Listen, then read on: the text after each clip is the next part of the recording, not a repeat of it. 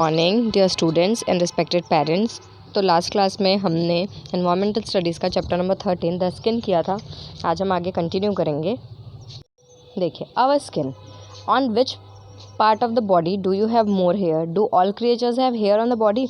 आपके बॉडी के कौन से पार्ट में सबसे ज़्यादा हेयर है? तो हमारे सर पे है, हमारे हेड में है। Do all creatures have hair on the body? क्या सारे क्रिएचर्स के बॉडी में हेयर होते हैं? तो मोस्टली बहुत सारे क्रिएचर्स के बॉडी में बाल होते हैं। देखिए, write the names of 2 creature who have hair on their body. ऐसे 2 क्रिएचर का नाम लिखना है जिनके शरीर में बाल होते हैं। तो किन के बाल होते हैं? टाइगर के होते हैं, लॉयन के होते हैं, मंकी के होते हैं। ठीक है। Creatures who have hard covering on their skin.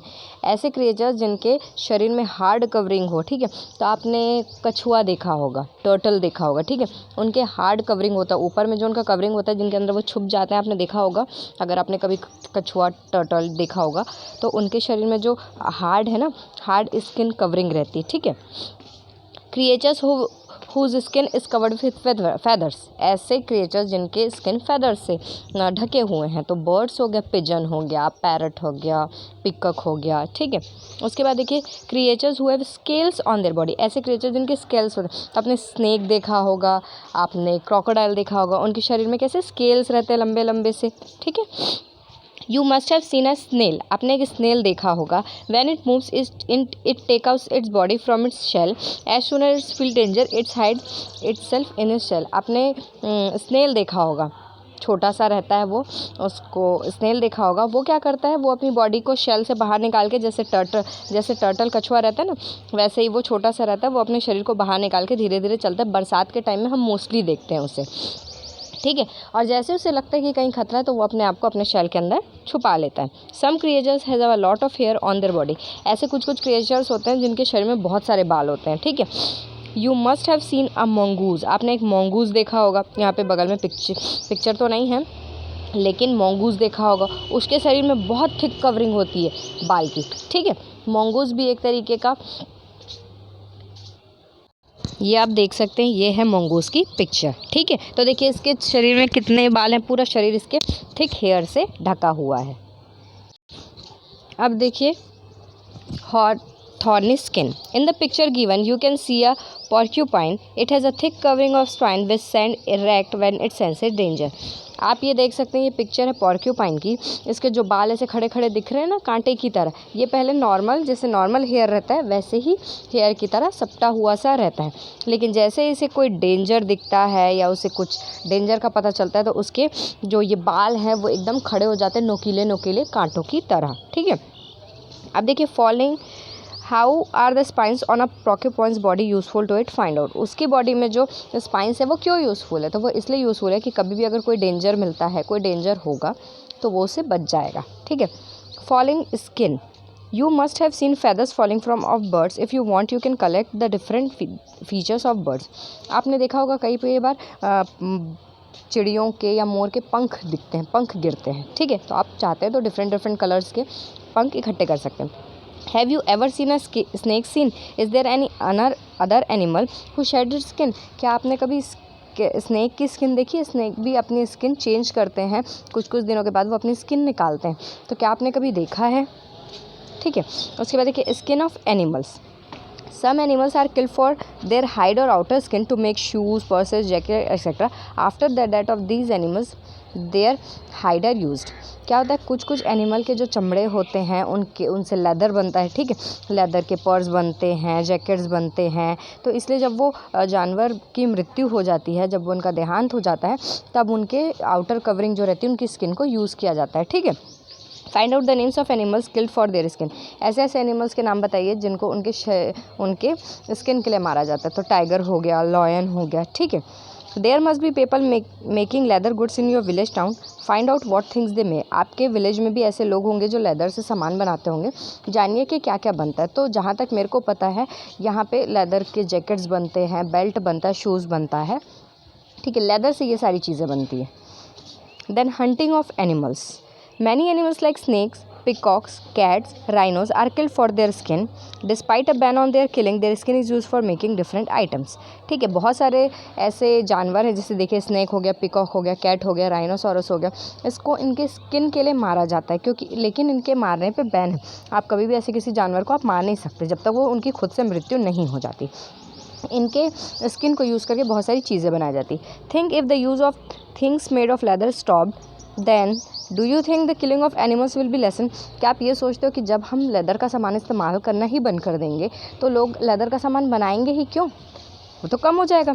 Which other methods are there which can stop the killing of animals. और ऐसा कौन कौन सा और तरीका है जिससे एनिमल्स को मारने से बचा जा सकता है।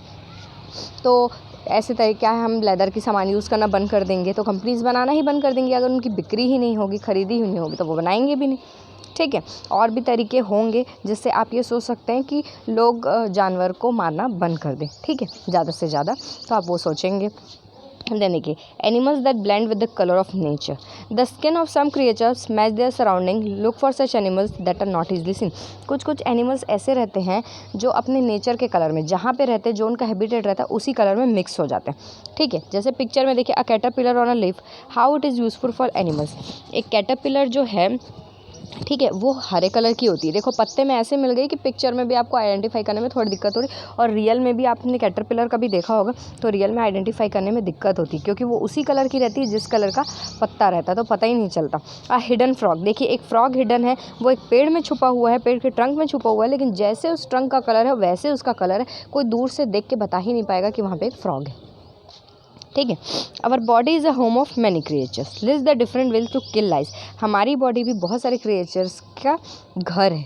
हमारे बालों पे कभी कभी जुएँ हो जाते हैं जिन्हें हम लाइस बोलते हैं, हमारे बालों पे हो जाते हैं, तो ये भी तो एक क्रिएचर ही है, जुएँ भी। तो हमारा शरीर भी उसे पाल ही रहा था बालों में हमारे।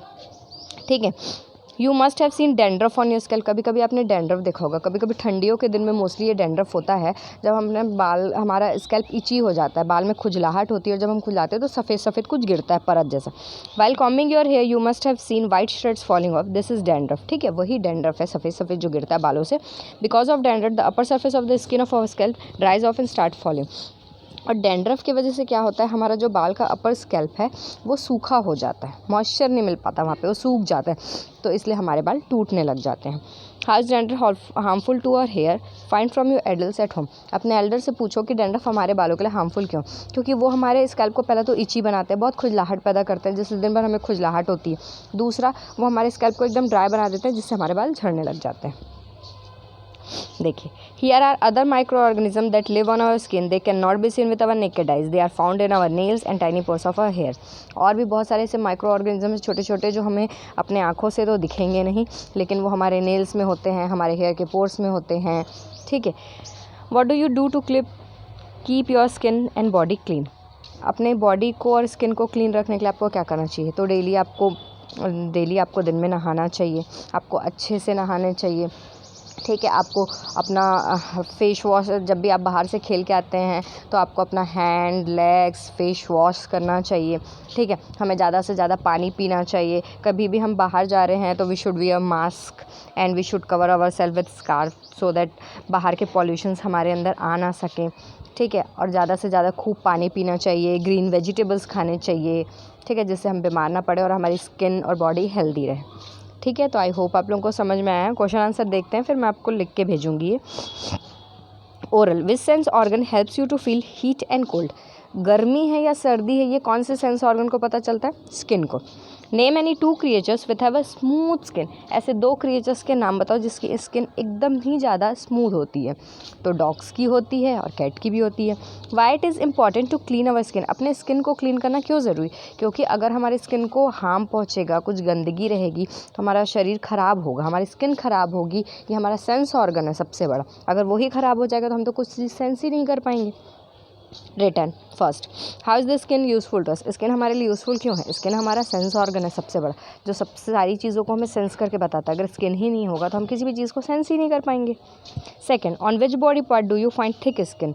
कौन सा ऐसा बॉडी पार्ट है जहाँ पे आप थिक स्किन पाते हैं, तो आप देखेंगे, आप अपने हाथ पे कभी भी चोट लगती है या सर पे या कहीं भी चोट लगती है तो खून निकलने लग जाता है, लेकिन आप जब अपने पैर का जो आपका फुट है उसमें अगर आप पिन चुभ होते हैं या आप अपने पाम में पिन चुभ होते हैं तो कभी भी देखना खून नहीं निकलता। ये आप एक्सपेरिमेंट नहीं करेंगे, बस बता रही हूँ कैसा होता है। तो थिक स्किन वहाँ पे होती है। How do climatic change affect our skin? Climate change से हमारा स्किन कैसे अफेक्ट होता है? क्लाइमेट चेंज से हमारा स्किन ऐसे इफेक्ट होता है, ठंडियों में आपने देखा आपके हाथ एकदम सूखे सूखे से हो जाते हैं, बॉडी लोशन की ज़रूरत पड़ने लग जाती है, सूखे सूखे से हो जाते हैं, रूखे रूखे से हो जाते हैं, मॉइस्चर उड़ जाता है। गर्मियों के दिन में मॉइस्चर अपने आप रहता है, बहुत पसीना आता है, ठीक है। तो ऐसे क्लाइमेटिक चेंजेस की वजह से हमारी स्किन चेंज होती है। What kind of skin do fish है? फिश के पास कौन सी स्किन होती है? फिश आपने देखा होगा, कभी भी मार्केट वगैरह गए होंगे, फिश की स्किन एकदम स्मूथ होती है, ऐसी उसकी बॉडी रहती है जिससे उसको तैरने में मदद मिलती है, ठीक है। तो आई होप आप लोगों को ये चैप्टर समझ में आ गया होगा। क्वेश्चन आंसर मैं आपको लिख के भेजूँगी, ये बस एक्सप्लेनेशन था, ठीक है। Okay, thank you.